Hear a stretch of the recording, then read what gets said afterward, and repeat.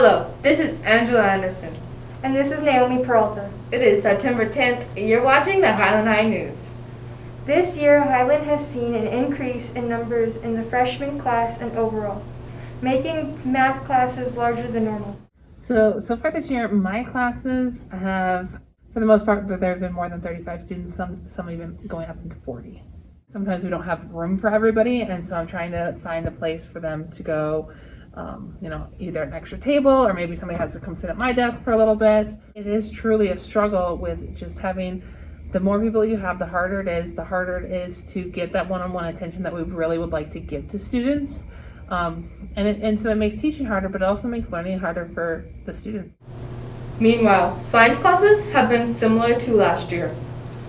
What I know from everyone, our class sizes this year aren't really larger than any other point. There's some that are like 35, 36, but that's pretty much par for the course. Overall, more students at Highland this year than last year. Assistant Principal Lupe Martinez says 1,266 students are attending Highland. She says the increase may be due to people moving into Highland's boundaries during the pandemic.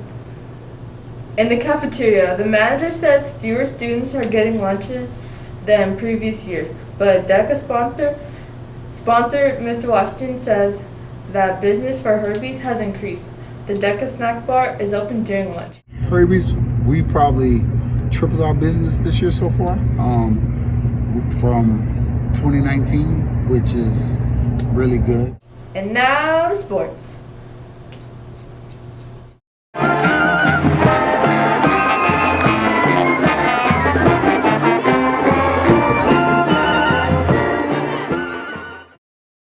I'm Angel. And I'm Harmony, and this is HHN Sports.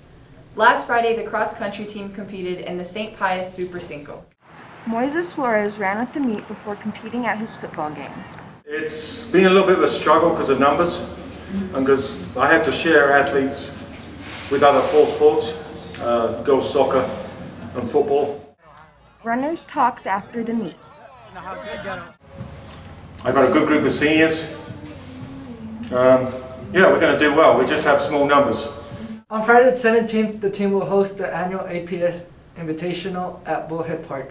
The first race starts at 4. The Hornet football team played in their first home game on Friday against Farmington. Now, here come your Hornets, led by head coach Phil Lovato. For the first time in 2 years, the band was able to perform at a halftime show, and the stands were filled with cheerleaders and students section.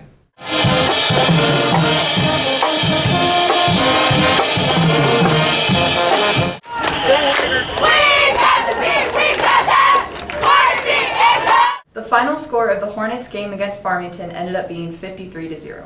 The girls soccer team lost to Rio Grande 8-0 on Tuesday, while the boys beat Valley at home 3-0. The boys also played last night against Del Norte. The girls will play tomorrow against Valley at 3:15 at the APS complex. Volleyball has been competing in Metro tournament this week, and they will finish their last game for Metro tomorrow. Their next home game will be on Tuesday against Manzano at 6:30. And now back to the news. Thanks, Harmony and Angel. Results of last week's student officer elections have been announced. Student body president is Ureli Becerra. Shaylee's Hand is student body vice president. Secretary is Paloma Fuentes. Treasurer is Story Shemanek, and historian is Anessa Apodaca. David Carrera is senior class president and Diego Ortega is junior class president. Sophomore class president is Azel Montez, and freshman class president is Amara Ortiz. This afternoon, Highland is hosting another COVID-19 vaccine clinic in the gym from noon to 5. Walk-ins are welcome, but students under the age of 18 must have a parent consent form. Flu shots are also available. Tomorrow is the 20th anniversary of 9/11, the terrorist attack on New York City and Washington, D.C. Commemorations are planned throughout the city. Thanks for joining us at the Highland High News. See you next time.